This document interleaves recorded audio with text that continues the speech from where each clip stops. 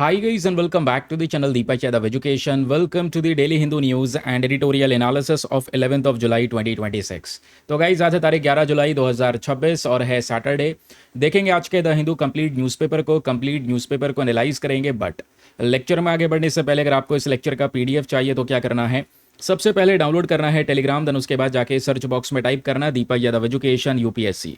आपको ये वाला टेलीग्राम चैनल मिल जाएगा। यहाँ से आप डेली बेसिस पे इन लेक्चर के पीडीएफ डॉक्यूमेंट्स को डाउनलोड कर पाओगे। नाउ हमेशा की तरह हम लोग अपने लेक्चर को एक मैप के क्वेश्चन के साथ स्टार्ट करेंगे। तो आज आप सभी को मैप में जाकर देखना है कोस्टा रिका को। बहुत ही ज़्यादा न्यूज़ में बना हुआ है क्योंकि इंडिया ने पहला एक जेट को एग्रीमेंट साइन किया है विद कोस्टा रिका। आज हम लोग इसकी मैपिंग करेंगे भी सेशन में, बट मैपिंग करने से पहले ही आप लोग एक बार चेक कर लेना कि आप मैप में क्या क्या चीज़ें देखते हो जब मैं किसी कंट्री को कहता हूँ मैप में चेक करने के लिए। फिर उसके बाद जब मैं सेशन कवर करवाऊंगा तो आपको एक तरीका पता चलेगा कि कोई भी कंट्री अगर हमें मैप में देखनी हो तो एग्जैक्टली वो कौन कौन सी चीज़ें हैं जो कि जानना बहुत ही ज़्यादा ज़रूरी होती हैं। ठीक है, तो आइए फिर शुरुआत करते हैं अपने फर्स्ट आर्टिकल के साथ में। पहला टॉपिक बात करता है अस्त्रा MK1 मिसाइल के बारे में। वेरी वेरी इंपॉर्टेंट टॉपिक, और इसको हमने सेपरेटली लिया है। इंडियन एक्सप्रेस में सेपरेटली कवर हो चुका है, द हिंदू में अलग से इसके बारे में इंफॉर्मेशन नहीं है। ब्रह्मोस के बारे में थी, ब्रह्मोस के बारे में आपको मैंने पढ़ा दिया डिटेल से, लेकिन यहाँ पे जो बात हो रही है अस्त्रा MK1 मिसाइल के बारे में बात हो रही है। तो मैंने इंतजार किया थोड़ा, मैं सोचा अब पब्लिश होगा, बट सेपरेटली इस मिसाइल के बारे में डिस्कशन नहीं हुआ है। बट आपको इसके बारे में पता होना बहुत ज़रूरी है क्योंकि दोस्तों ब्रह्मोस मिसाइल की जब बात आती है तो ऑलरेडी फिलीपींस पहला देश बन चुका है जिसने भारत से ब्रह्मोस मिसाइल को परचेज कर लिया था। इंडोनेशिया सेकंड कंट्री बना है जिसने यहाँ पर डील करी है ब्रह्मोस को लेकर, और इंडोनेशिया को लेकर भी डिस्कशन आज से नहीं हो रहे हैं, ये 5-6 महीने पहले से डिस्कशन हो रहे हैं। लेकिन खास चीज़ है दोस्तों यहाँ पर अस्त्रा MK1 को लेकर, तो एग्जामिनेशन में आप लोगों से अस्त्रा MK1 मिसाइल को लेकर क्वेश्चन बन सकता है। न्यूज़ क्या है? न्यूज़ यह है कि भाई इंडिया पहला फॉरेन बायर बन चुका है भारत का, स्पेशली एडवांस अस्त्रा MK1 मिसाइल का। तो ये अस्त्रा MK1 beyond visual range missile है, एयर टू एयर मिसाइल है, हवा में ही दुश्मन को डिस्ट्रॉय करने की क्षमता रखती है। तो पहली बार यहाँ पर ये जो मिसाइल है इंडोनेशिया हमसे परचेज करने वाला है। तो इसलिए ब्रह्मोस को ना ज़्यादा ध्यान में रखते हुए, क्योंकि ब्रह्मोस को लेकर क्वेश्चन भी एग्जामिनेशन में बन चुका है, तो अस्त्रा MK1 के ऊपर में थोड़ा सा ज़्यादा ध्यान रखना।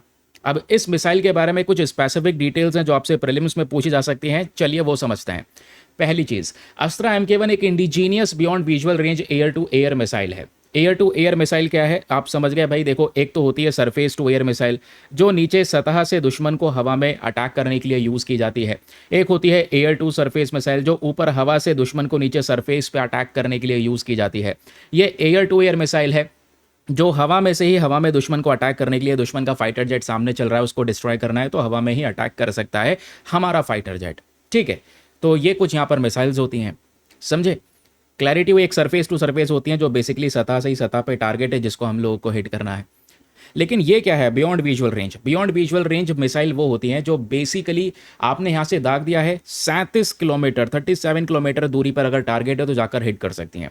जहाँ तक आपकी नज़र पहुँच रही है उससे भी ज़्यादा दूर जाकर टारगेट को हिट कर लेगा। तो आप कहोगे ऐसा कैसे होता है भाई?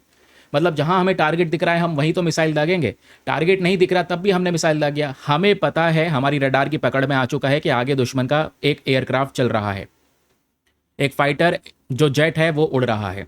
अब हमने मिसाइल दाग दिया, अब ये मिसाइल भले ही हमें फाइटर जेट ना दिख रहा हो तब भी जाके उस दुश्मन को हिट कर देगा। क्यों? क्योंकि इस मिसाइल के अंदर में अपना खुद का भी एक सेल्फ रडार सिस्टम लगाया गया है।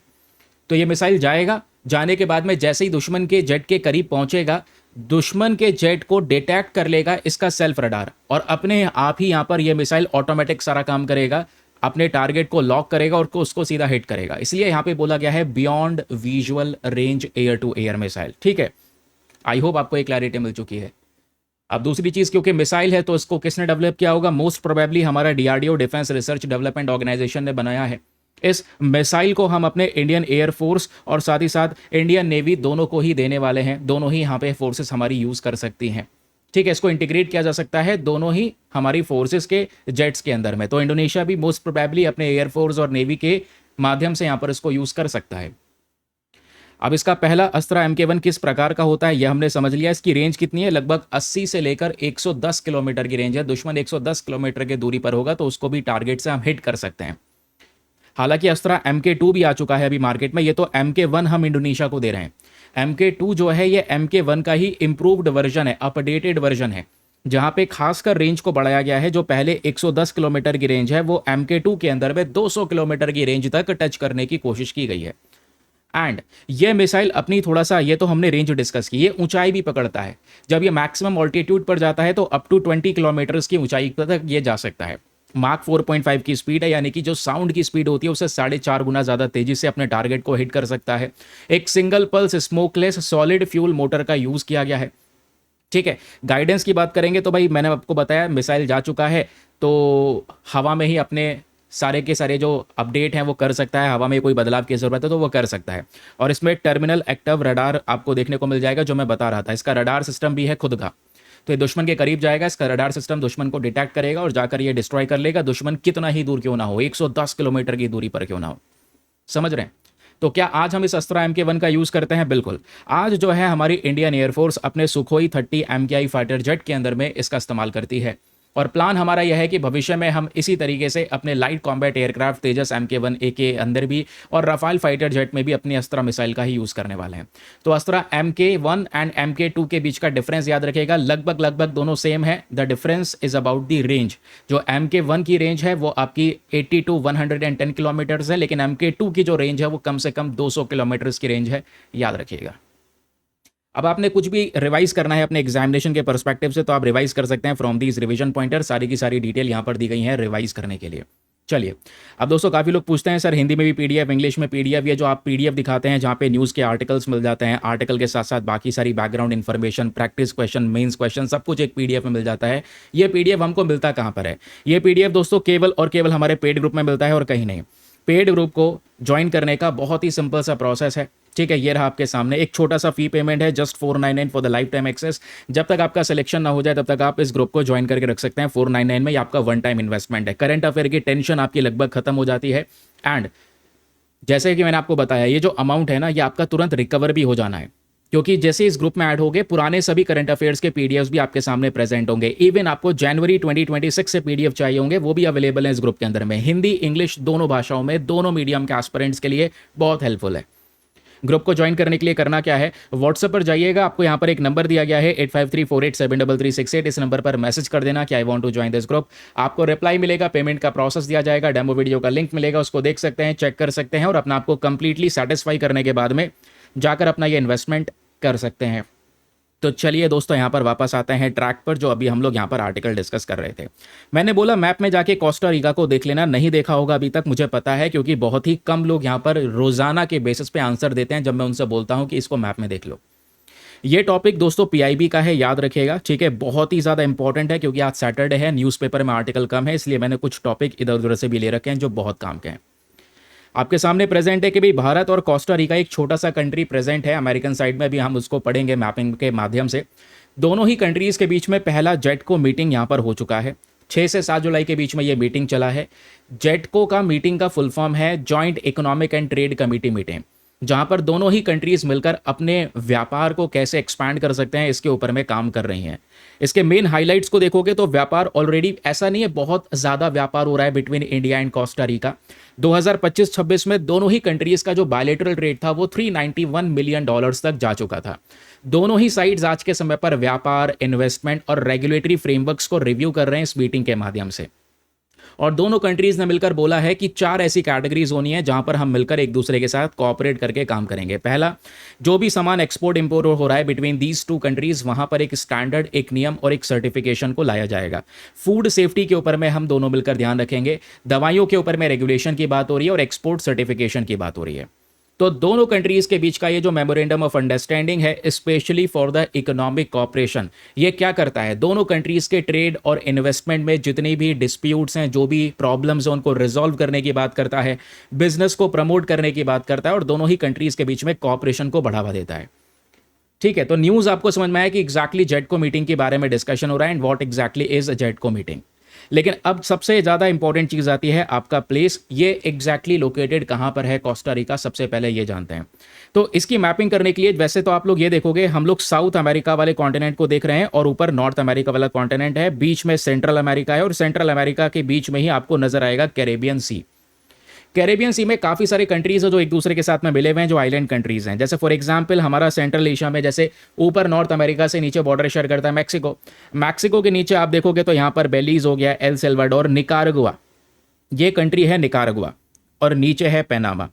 आप याद रखना कोस्टा रिका एक सैंडविच की तरह है, दो कंट्रीज हैं उसके ऊपर नीचे और बीच में कोस्टा रिका आता है। ये कोस्टा रिका है जिसकी कैपिटल है सैन जोस, एंड इसके नॉर्थ में है निकारागुआ एंड इसके साउथ में है पनामा। इसी के नीचे पनामा कैनाल भी आपको देखने को मिल जाता है। तो निकारागुआ पनामा के बीच में आपको मिल जाएगा कोस्टा रिका, और कोस्टा रिका के दाएं बाएं यहाँ पर एक ओशन देखने को मिल जाता है, एक नहीं दो। अब कोस्टा रिका के वेस्टर्न साइड में देखोगे तो पैसिफिक ओशन है, ईस्टर्न साइड में देखोगे तो यहाँ पर ये कैरेबियन सी प्रेजेंट है। ठीक है, तो अभी मैपिंग और करेंगे, सो डोंट वरी। फिलहाल मैंने आपको इस वाले फोटो के माध्यम से इसको दिखाने की कोशिश की है। आपसे पूछ ले कोस्टा रिका के बारे में, तो याद रखिएगा मेरे दोस्त कि कोस्टा रिका एक छोटा सा कंट्री है जो स्पेशल तौर पे सेंट्रल अमेरिका है, not in north America, not in south America, central America में प्रेजेंट है।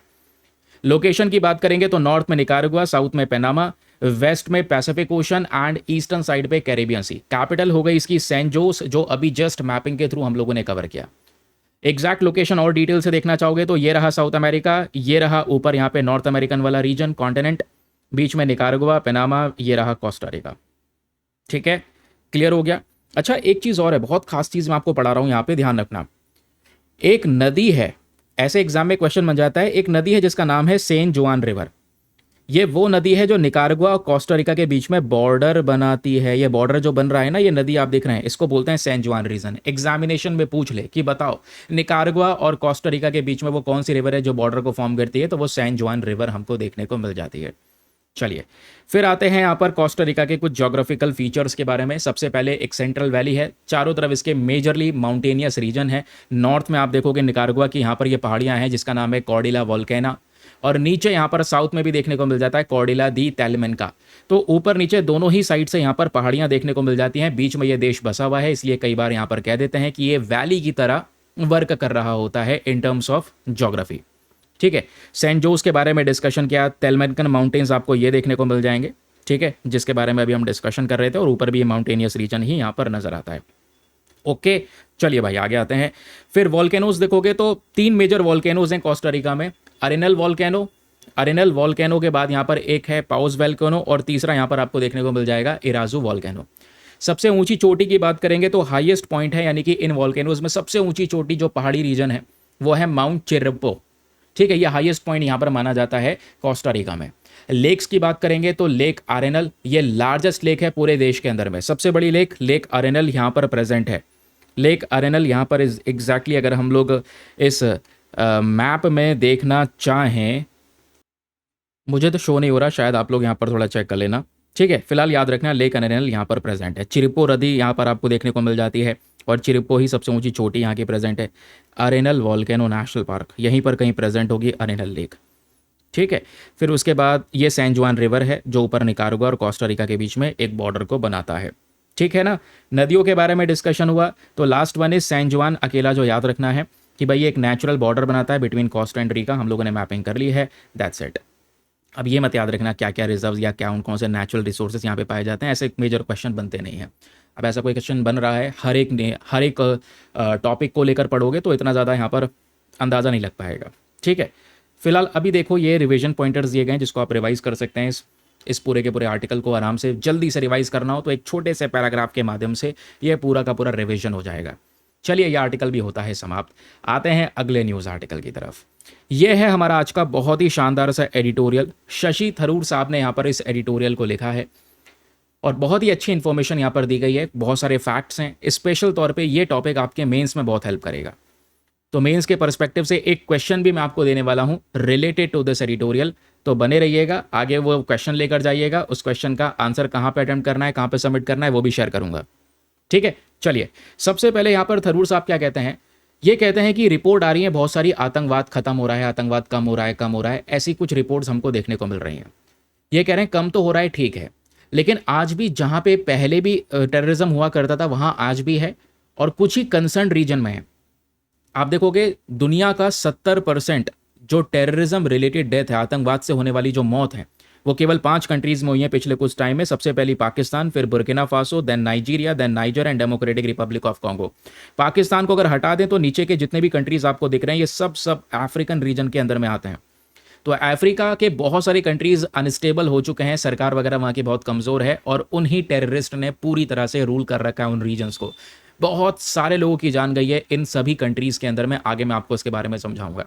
फिलहाल थरूर साहब यहाँ पर क्या कहना चाहते हैं कि अगर आप जो गाना गा रहे हैं टेररिज्म कम हो गया है, खत्म हो गया है, कम हो रहा है, कम हो रहा है, ये कम नहीं हो रहा। जहां पहले था वहां आज भी है और स्पेशल तौर पे बहुत ही ज़्यादा भयंकर लेवल पर जा चुका है।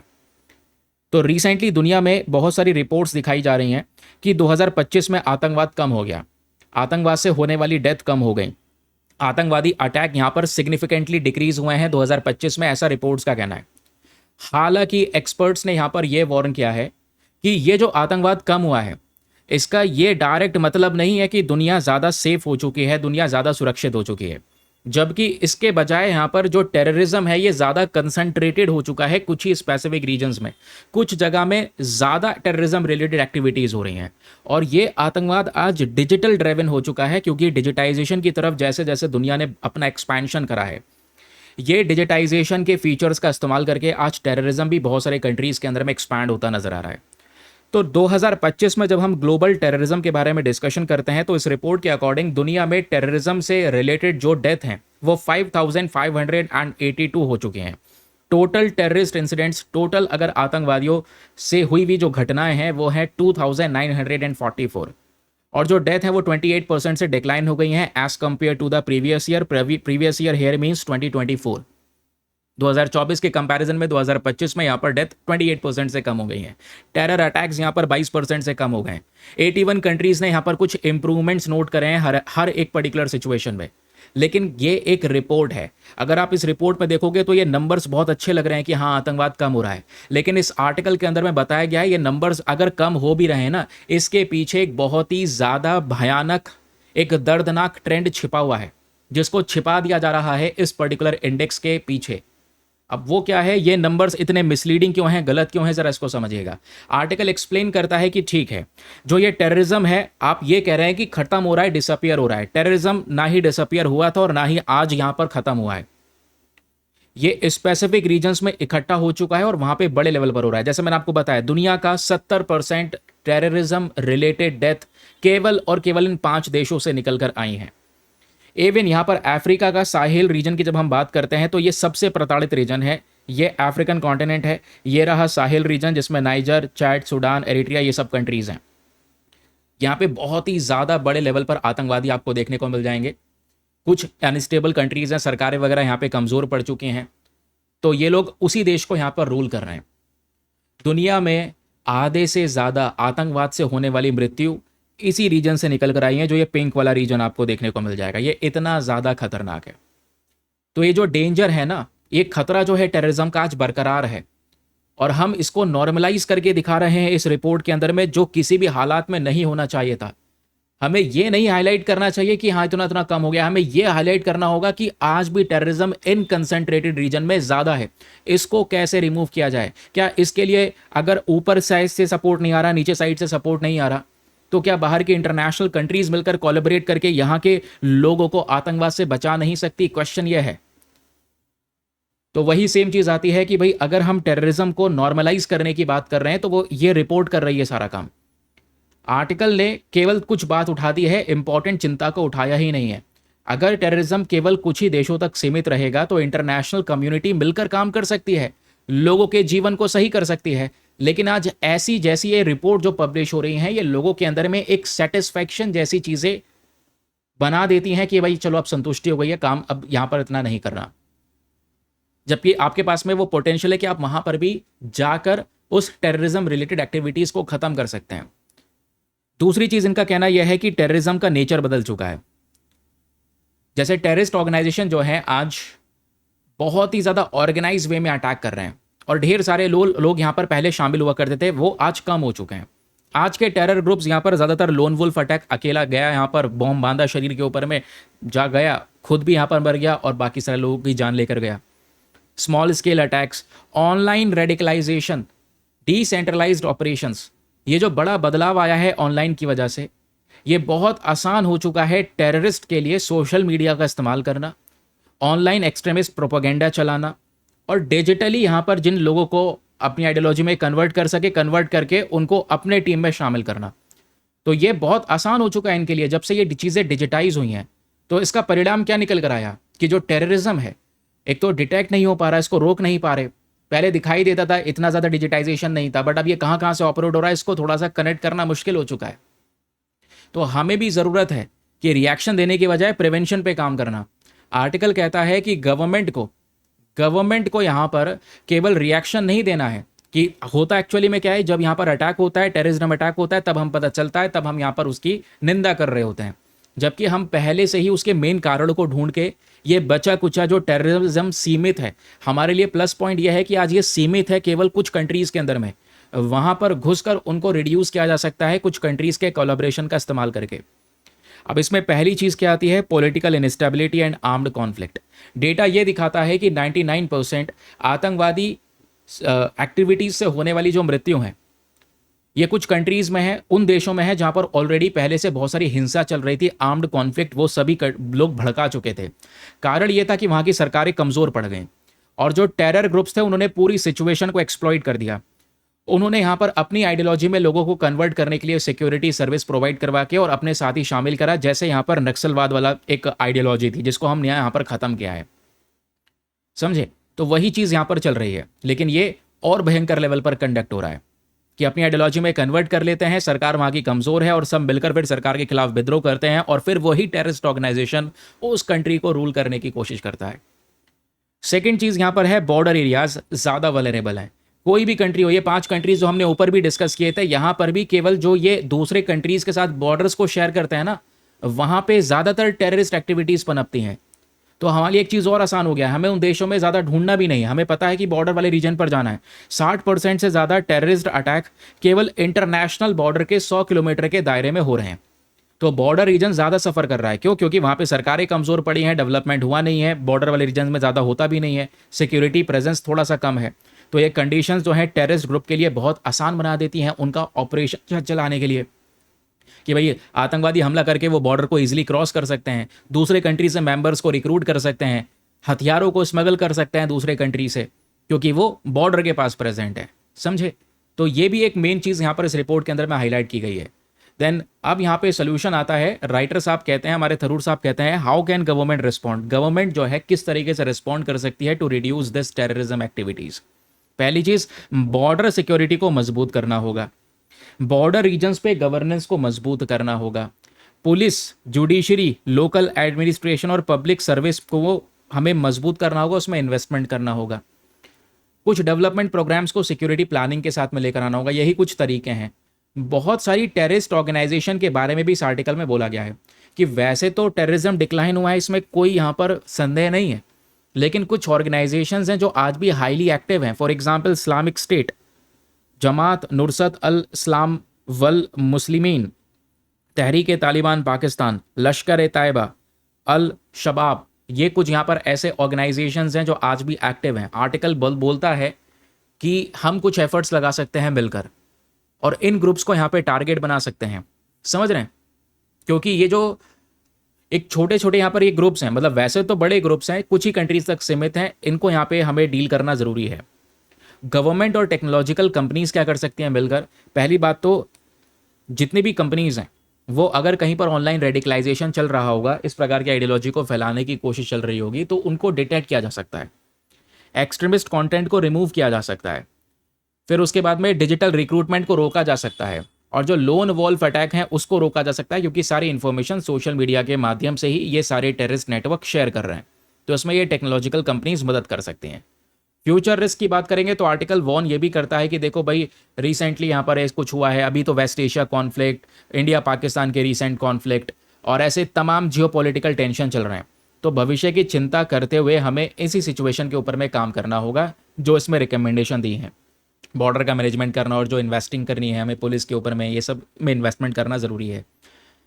अब सबसे बड़ी चिंता है तहरीक तालिबान को लेकर। तहरीक तालिबान ने सबसे ज़्यादा अटैक करे हैं पिछले कुछ समय पर, और ये दिखाता है कि ये टेररिस्ट ऑर्गेनाइजेशन तुरंत बदलते हुए सर्कमस्टांसेस को अडॉप्ट कर लेता है और अपने आप को अपडेट करने की कोशिश करता है। आर्टिकल यही कहता है कि जो ये टेररिज्म है डिसअपियर नहीं हुआ है, ये ज़्यादा लोकलाइज हो गया है, ज़्यादा डिजिटाइज हो गया है। ये सिचुएशन को अडॉप्ट कर लेते हैं बार बार, नई नई सिचुएशन को, और इनको एलिमिनेट करना मुश्किल हो चुका है। तो कंट्रीज़ को, जितने भी ये देश हैं, इनको यहाँ पर इस चीज़ को लेकर ऐसी रिपोर्ट लाना ऐसी रिपोर्ट लाना मतलब इस मामले को दबाना है कि हमने टेररिज्म खत्म कर दिया है। तो लॉन्ग टर्म अगर सक्सेस चाहिए हमेशा हमेशा के लिए, जब आप बिल्कुल वाकई ऐसी रिपोर्ट लेकर आओ कि हमने आतंकवाद खत्म कर दिया है, तो उसके लिए बेटर गवर्नेंस की ज़रूरत है, स्ट्रॉन्ग बॉर्डर मैनेजमेंट की ज़रूरत है, डिजिटल मॉनिटरिंग, इंटरनेशनल कोऑपरेशन की ज़रूरत है, सभी कंट्रीज़ को साथ में मिलकर कोऑपरेट करने की ज़रूरत है, और साथ ही साथ में जो मेन जड़ है एक्सट्रीमिज्म की उसको एड्रेस करने की ज़रूरत है, जिसके माध्यम से इन केसेस को हम डील कर पाएंगे। आई होप आपको क्लैरिटी मिल चुकी है। कुछ भी रिवाइज करना है तो आप रिवाइज कर सकते हैं फ्रॉम दीज रिवीजन पॉइंटर। सारी डिटेल मैंने आपके सामने यहाँ पर शेयर कर दी है कि ग्लोबल टेररिज्म 2025 में डिक्लाइन हुआ, कितनी डेथ हुई, ये सब कुछ हमने डिस्कस किया। आज टेररिज्म रिलेटेड एक्टिविटीज सबसे ज़्यादा कौन से रीजन में देखने को मिलती हैं, देख रहे हैं ना। ये सारे वो फैक्ट्स हैं जो आपको मेंस में बहुत हेल्प करेंगे, तो मेंस के लिए इनको अच्छे से प्रिपेयर करके चलिएगा। चलिए, अब प्रिपेयर कैसे करना है मुझे पता है, मैंने आपको पढ़ाया तो आपने अच्छे से सुना हुआ है। अब अच्छे से सुना है तो बढ़िया सा आंसर आप लिख पाएंगे। क्वेश्चन आपके सामने ये प्रेजेंट है, ठीक है। 15 मार्क्स का क्वेश्चन है, 250 शब्दों का। Despite a decline in global terrorism incidents, यानी कि दुनिया भर में रिपोर्ट कहती है कि भाई आतंकवादी हमले कम हुए हैं, ठीक है। टेररिज्म इंसिडेंट्स कम होने के बावजूद भी आज जो ये ट्रेंड्स हैं ये दिखाते हैं कि टेररिज्म का नेचर बदल चुका है, टेररिज्म ज़्यादा कॉम्प्लेक्स हो चुका है, ये सिचुएशन को जल्दी जल्दी एडॉप्ट करना सीख गए हैं। तो इसी बेसिस पे आपने डिस्कस करना है कि वो कौन कौन से मेजर्स, वो कौन कौन से तरीके हो सकते हैं जिसके माध्यम से हम भारत के अंदर में टेररिज्म की स्ट्रैटेजी से लड़ सकें। 250 शब्दों में लिखना है, 15 मार्क्स का क्वेश्चन है, हिंदी में दिया गया है, रीड करिए आराम से जो हिंदी माध्यम वाले यहाँ पर स्टूडेंट्स हैं, और उसके बाद एक अच्छा सा आंसर लिखिए। आंसर कैसे लिख सकते हैं, वीडियो पॉज करो, सबसे पहले इंट्रोडक्शन देखो और पॉज करो वीडियो, फिर उसके बाद में यहाँ पर इसको देखो कि भाई एमर्जिंग ट्रेंड्स हैं क्या क्या है ग्लोबल टेररिज्म में, फिर उसके बाद में ये सब कुछ जो जस्ट हमने ऊपर आर्टिकल में डिस्कस किया और वो कौन कौन से तरीके हो सकते हैं जिससे हम इस टेररिज्म को रिड्यूस कर सकते हैं, वो तरीके यहाँ पर मेंशन करे गए सारे के सारे, ठीक है। चलिए, अगला एडिटोरियल हमारे सामने प्रेजेंट है। ये राइटर हैं जिनका नाम है क्वीन मैक्सिमा। राइटर से ज़्यादा इनकी पोजीशन बहुत इंपॉर्टेंट है। ये कौन है, यूनाइटेड नेशन सेक्रेटरी की जनरल, जो यूनाइटेड नेशन सेक्रेटरी जनरल है उसकी स्पेशल एडवोकेट हैं, और special advocate for the financial health को लेकर डिटेल्स लिखती हैं। नेदरलैंड से बिलोंग करने वाली क्वीन मैक्सिमा ये बात कर रही हैं कि भारत के अंदर में कैसे हम लोग फाइनेंशियल हेल्थ और फाइनेंशियल इंक्लूजन को लेकर आ सकते हैं। बड़ी सारी सी स्कीम के बारे में उन्होंने बात की है ना। प्रधानमंत्री किसान योजना, वीबीजी रामजी हो गया, उसके अलावा एमजी नरेगा, बहुत सारी स्कीम्स के बारे में डिस्कशन किया है कि कैसे हम लोग देश के अंदर में लोगों का फ्यूचर जो है सिक्योर बना सकते हैं। एक समय हुआ करता था इंडिया में लोगों के पास में बैंक अकाउंट्स बहुत कम हुआ करते थे, आज ये बैंक अकाउंट्स की संख्या बढ़ चुकी है। कहना है इनका कि सरकार ने प्रधानमंत्री जनधन ये जो अकाउंट है या योजना है ये सब चलाई हैं, जिसके माध्यम से लोगों के बैंक अकाउंट इंक्रीज होते हुए नजर आए। ठीक बात है, लेकिन केवल बैंक अकाउंट होना ही सही नहीं है। बैंक अकाउंट होने के साथ साथ भाई आपने अपने फ्यूचर के लिए कैसा अरेंजमेंट करा है, आपकी सेविंग्स, इंश्योरेंस, आपको लोन मिल पा रहा है या नहीं मिल पा रहा। तो ये बहुत सारी चीज़ें हैं जो एक इंसान की फाइनेंशियल हेल्थ को दर्शाता है। तो ये सब कुछ इंप्रूव होना ज़रूरी है अगर एक सिक्योर्ड फ्यूचर को मेंटेन करना है। तो आइए ज़रा डिस्कशन करते हैं मैटर है क्या। जून 2026 की एक विजिट हुई थी भारत में इन क्वीन मैक्सिमा की। ये United nation secretary general special advocate हैं फॉर द फाइनेंशियल हेल्थ। इन्होंने हाईलाइट किया है कि भाई इंडिया में फाइनेंशियल हेल्थ की अभी ज़रूरत है, मतलब हमने इंप्रूव करा है, इसको और इंप्रूव करने की ज़रूरत है। पहली बात तो इन्होंने अप्रिशिएट किया है भारत के प्रोग्रेस को कि भाई सिचुएशन क्या थी और वहाँ से काफ़ी सारा इंप्रूवमेंट हुआ है कि आज फाइनेंशियल एक्सेस लोगों तक पहुँचा है। लेकिन इस फाइनेंशियल एक्सेस को, लोगों के पास में बैंक अकाउंट, ये सब चीज़ें की सुविधा जो आ गई है, इसको फाइनेंशियल वेलबींग में बदलना है कि अपना फ्यूचर रिटायरमेंट के बाद कभी थोड़ा सा वो अब देख कर चलें, उस चीज़ को समझ के चलें। और यही चीज़ विकसित भारत 2047 को भी सपोर्ट करता है। तो ये है क्या एग्जैक्टली फाइनेंशियल हेल्थ, सबसे पहले हम ये समझते हैं। फाइनेंशियल हेल्थ मतलब यहाँ पर एक व्यक्ति, एक पर्सन जिसके पास में एक सही फाइनेंशियल पॉलिसीज़ हैं, उसके पास में सही फाइनेंशियल प्रोडक्ट्स हैं और सही सर्विसेज आ रही हैं। यानी एक तो डेली बेसिस पे वो अपने सारे खर्चे मैनेज कर पा रहा है, और भविष्य में उसने जो इमरजेंसी आ सकती है, मान लो यहाँ पर कोई हेल्थ वगैरह ख़राब हो जाए तो उसके लिए उसने इंश्योरेंस वगैरह ले रखा है, तो अनएक्सपेक्टेड इमरजेंसीज़ के लिए पहले से तैयार है।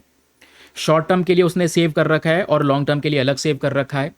फ्यूचर के लिए वो इन्वेस्ट कर रहा है, और फाइनेंशियल सिक्योरिटी के साथ में लास्ट में वो रिटायर होगा। वो ज़्यादा कॉन्फिडेंट रहेगा अपने फाइनेंशियल फ्यूचर को लेकर कि हाँ, फाइनेंशियली मैं थोड़ा बहुत मैनेज कर सकता हूँ जब ये सिचुएशन ठीक हो जाएगी। तो समझे, इसी को बोलते हैं फाइनेंशियल हेल्थ। सिंपल एग्जांपल, मान लो एक व्यक्ति है जिसके पास में केवल बैंक अकाउंट ही नहीं, उसने अपनी इमरजेंसी के लिए इंश्योरेंस ले रखा है, रिटायरमेंट के बाद पेंशन मिल रही है क्योंकि उसने कुछ इन्वेस्ट किया था सरकारी स्कीम्स के अंदर में, उसको लोन आराम से मिल रहा है उसके ड्यूरिंग डिफिकल्ट टाइम्स, सेविंग और इन्वेस्टमेंट उसने भविष्य की ज़रूरत के लिए कर रखा है, तो वो अपने आप को मैनेज करके चल रहा है। याद रखिएगा, अब इसी को नंबर के फॉर्म में यहाँ पर इंप्लीमेंट किया गया है, ये इतना खास नहीं है। समझे इस बात को। अब यहाँ पर एक और चीज़ आती है कि इंडिया का प्रोग्रेस फाइनेंशियल इंक्लूजन में कैसे है। फाइनेंशियल इंक्लूजन मतलब क्या सभी के पास में ये फाइनेंशियल एक्सेस पहुंच पा रहा है। Financial inclusion is different and financial health is different. Financial health पे हम सब चीज़ों का ध्यान रख रहे हैं, फ्यूचर का भी ध्यान रखना है। तो इंडिया ने प्रोग्रेस तो किया है। वर्ल्ड बैंक की ग्लोबल फिंडेक्स की रिपोर्ट आती है जिसमें बताया गया इंडिया में जो एडल्ट बैंक अकाउंट की ओनरशिप है वो पिछले 10 सालों में 56% से बढ़कर 89% हो गई है। यानी कि जो एडल्ट लोग हैं जिनकी उम्र 18 साल से ऊपर है, पिछले 10 सालों में भारी मात्रा में उन सबके बैंक अकाउंट्स ओपन हुए हैं, जो एक अपॉर्चुनिटी देता है हम सभी लोगों को कि लोगों का फाइनेंशियल हेल्थ को इंप्रूव कर सकते हैं। और केवल फाइनेंशियल एक्सेस नहीं, फाइनेंशियल हेल्थ को इंप्रूव करना, केवल बैंक अकाउंट ओपन करवा के रोज पैसा जमा करना निकालना ये नहीं, आगे तक का यहाँ पर अरेंजमेंट करना, सोच विचार करना, फ्यूचर को लेकर, इन्वेस्टिंग को लेकर, इंश्योरेंस को लेकर, ये जरूरी है। इसी को नाम दिया गया है फाइनेंशियल हेल्थ का। तो सबसे बढ़िया जो फाइनेंशियल हेल्थ बेनिफिट्स होते हैं एक इंडिविजुअल के लिए वो क्या है, एक तो वो सेविंग कर पाता है, बेटर सेविंग्स हो पाती हैं, फाइनेंशियल स्ट्रेस भविष्य में कम हो जाता है, इमरजेंसी के दौरान यहाँ पे उसको एक प्रोटेक्शन मिल जाता है, सिक्योर तरीके से उसका रिटायरमेंट हो जाता है, एंड उसके अंदर में एक बहुत ज़्यादा कॉन्फिडेंस देखने को मिलता है, वो अपने ज़िंदगी को सही तरीके से जीता है टेंशन के बिना। ठीक है, आई होप आपको क्लियर हुआ। तो एक इंडिविजुअल के तो ये सारे फायदे हैं। देश के लिए भी फायदा हो सकता है जब व्यक्ति एक फाइनेंशियल हेल्थ पे ध्यान देगा, जैसे stronger house hold, economic resilience, sustainable economic growth and विकसित भारत के विजन को भी सपोर्ट करेगा, क्योंकि लोग यहाँ पर केवल कल्याण से ज़्यादा शिफ्ट हो रहे होंगे वेल्थ को क्रिएट करने के ऊपर में। तो एग्जाम्पल इन्होंने बताया कि भाई कुछ एग्जाम्पल दिखाई दिए हैं ड्यूरिंग द विजिट। पहला एग्जाम्पल ये कहती हैं जब ये इंडिया आई थी तो न्यू दिल्ली का एग्जाम्पल ये देती हैं कि न्यू दिल्ली में बहुत सारे इनफॉर्मल वर्कर्स हैं, और ये जो इनफॉर्मल वर्कर्स हैं ये सेव कर रहे हैं अपने रिटायरमेंट के लिए कुछ अलग अलग स्कीम्स के अंदर में। और ये जितने भी इनफॉर्मल वर्कर्स हैं ये फाइनेंशियली इंडिपेंडेंट भी हो रहे हैं धीरे धीरे करके। ये केवल अपने बच्चों पे डिपेंडेंट नहीं है कि हाँ बूढ़े हो जाएंगे तो बच्चों के ऊपर में निर्भरता उन सारी डाल देंगे कि बच्चा यहाँ पर पूरे फैमिली को आगे रन करेगा। ये थोड़ा सा तैयारी कर रहे हैं, ऐसे चीज़ें यहाँ पे लोगों से बात करके पता चला है, ये कहती हैं। सेकेंड थिंग इज सैलरी से। मुंबई के अंदर में जो नर्सेस हैं उनको यहाँ पर ये बेनिफिट दिया गया है from the work place, financial services, जैसे रिस्पॉन्सिबल यहाँ पर कुछ क्रेडिट वगैरह देना, फाइनेंशियल हेल्थ स्कोर्स, इंश्योरेंस वगैरह के फायदे यहाँ पर नर्सेस को दिए गए हैं। तो ये कह रही है कि हाँ कुछ कुछ चीज़ें चल रही हैं। अब टेक्नोलॉजी का बहुत बड़ा रोल हो सकता है। ऑथर यहाँ पर ये कहती हैं कि वो रिजर्व बैंक ऑफ इंडिया के गवर्नर से मिलती हैं, संजय मल्होत्रा साहब से, बैंक लीडर से मिलती हैं, रेगुलेटर से मिलती हैं। सब ने मिलकर ये डिस्कस किया है कि कैसे आर्टिफिशियल इंटेलिजेंस जो है एक व्यक्ति की मदद कर सकता है ज़्यादा बढ़िया तरीके से इन्वेस्ट करने में, सही तरीके से इन्वेस्ट करने में, इंश्योरेंस खरीदने में, फ्रॉड्स को डिटेक्ट करने में और सही बेटर फाइनेंशियल डिसीजन लेने में। एआई बहुत मदद कर रहा है। इसी के आधार पे ये सब सिचुएशन देखते हुए ऑथर ने 4 रिकमेंडेशन यहाँ पर दिए हैं कि इन 4 चीज़ों पे अपने देश के लोगों को काम करना चाहिए और गवर्नमेंट को काम करना चाहिए। ठीक है, पहला, जनधन 2.0 बनाओ। आर्टिकल ने बोला है प्रधानमंत्री जनधन योजना को फाइनेंशियल हेल्थ प्लेटफॉर्म में बदल दो। प्रधानमंत्री जनधन योजना का मेन पर्पस यही था ना कि अकाउंट से ज़्यादा से ज़्यादा लोगों के ओपन हो। अब जो अकाउंट्स ओपन करवाए गए हैं उन अकाउंट्स में ही सारे सरकारी योजना के फायदे जोड़ दो, यानी उसी अकाउंट में डायरेक्ट बेनिफिट ट्रांसफर भी है जो सरकार बेनिफिट दे रही है, पीएम किसान योजना के बेनिफिट्स, एमजी नरेगा जो आज बीबीजी रामजी हो गया है, ई श्रम पोर्टल के बेनिफिट्स, अटल पेंशन योजना, प्रधानमंत्री जीवन ज्योति बीमा योजना, प्रधानमंत्री सुरक्षा बीमा योजना, ये जितने भी आपको योजनाएं दिख रही हैं ये इसके बेनिफिट्स जो भी लोगों तक जाते हैं सबके यहाँ पर एक ही सिंगल अकाउंट खुलवाओ, प्रधानमंत्री जनधन योजना। तो इससे क्या होगा, एक अकाउंट जो है मल्टीपल फाइनेंशियल सर्विस को एक्सेस कर पाएगा, है ना। पर्टिकुलरली ये जो मामला है ये महिलाओं के लिए, इनफॉर्मल वर्कर्स के लिए, माइग्रेंट के लिए, गिग वर्कर्स के लिए बहुत यूजफुल रहेगा कि भाई एक ही अकाउंट से, वन अकाउंट से उनका सारा काम हो जाता है, मल्टीपल अकाउंट्स ओपन करवाने की जरूरत नहीं है। फिर डिजिटल पब्लिक इंफ्रास्ट्रक्चर को मजबूत करने की जरूरत है। आज देश में महाविस्तार को यूज़ करने की ज़रूरत है। साथ ही साथ में ground aggregator framework, unified lending interface, DigiLocker, artificial intelligence, इसको भी और हमें बढ़ाना होगा, जिससे क्या होगा, ये पैसों के बारे में ज़्यादा से ज़्यादा जानकारी, फाइनेंशियल लिटरेसी लोगों में बढ़ेगी, फाइनेंशियल सर्विस के बारे में जानकारी मिलेगी, जो लोग हैं वो बेटर तरीके से अपने पैसों से रिलेटेड भविष्य के डिसीजन ले पाएंगे। तीसरा, फाइनेंशियल हेल्थ डेटा को इंप्रूव करो। भारत को हाउस होल्ड सर्वे यूज़ करने चाहिए, एडमिनिस्ट्रेटिव डेटाबेस का इस्तेमाल करना चाहिए, डिजिटल डेटा का यूज़ करना चाहिए। पर्पस क्या है, इससे बेटर तरीके से पॉलिसी मेकिंग हो पाएगी, कंज्यूमर प्रोटेक्शन की बात कर रहे होंगे, स्ट्रॉन्ग तरीके से रेगुलेशन हो पाएगा, एंड फाइनेंशियल सेक्टर अकाउंटेबिलिटी को यहाँ पर हम लोग कर पाएंगे, यानी पॉलिसीज़ वगैरह अच्छी तरीके से बना पाएंगे। सर्वे रहेगा, डिटेल रहेगी कि भाई किस तरीके से खर्चा हो रहा है, किस तरीके से लोगों की सेविंग हो रही है, तो लोगों को अच्छी तरीके से पॉलिसीज़ को समझाया जा सकेगा। फिर है पब्लिक प्राइवेट पार्टनरशिप को मजबूत करना। ये सब कुछ फायदेमंद तभी होगा, या ये जो फाइनेंशियल हेल्थ बेनिफिट्स लोगों तक तभी पहुंचेंगे जब हमारा ये जॉइंट एफर्ट होगा। सिंगल एफर्ट से कुछ नहीं होने वाला। जॉइंट एफर्ट के बेसिस पे हमें काम करना होगा, यानी कि देश की सरकार, reserve bank of India, financial institutions, employers, fintech companies और प्राइवेट सेक्टर्स, इन सभी लोगों को मिलकर साथ में आने की ज़रूरत है। जैसे आज इंडोनेशिया और नीदरलैंड में हो रहा है कि ये सभी ग्रुप्स साथ में मिलकर काम कर रहे हैं, वैसे ही आज भारत में ज़रूरत है ऐसे ही कोलैबोरेटिव मॉडल्स की। तो आर्टिकल कंक्लूड करता है कि हर एक भारतीय के पास में अपना बैंक अकाउंट होना चाहिए, पहली चीज़। दूसरी चीज़, उसके पास में इंश्योरेंस होना चाहिए। तीसरा, पेंशन स्कीम्स में उसको इन्वेस्ट करना चाहिए। चौथा, यहाँ पर क्या है, उसको सेविंग करने की ज़रूरत है। पांचवा, अफोर्डेबल क्रेडिट जब ज़रूरत पड़े तो मिल जाना चाहिए। और छठा, यहाँ पर इन्वेस्टमेंट अपॉर्चुनिटीज़ उसके पास में होनी चाहिए, निवेश करने के अवसर उसके पास में होने चाहिए। ये 6 कैटेगरीज हैं। तो एट द लास्ट कंक्लूजन हमको मिल गया है, पूरे आर्टिकल का सार मिल गया है कि पूरा आर्टिकल कहता है कि हर एक इंडियंस के पास में ये चीज़ें होनी बहुत ही ज़्यादा ज़रूरी हैं। इससे क्या होगा, एक इंसान की जो फाइनेंशियल स्थिति है वो इंप्रूव हो जाएगी, स्पेशली प्रेजेंट सिचुएशन को लेकर ही नहीं, भविष्य की कंडीशंस को लेकर भी वो थोड़ा सा ज़्यादा सिक्योर्ड रहेगा।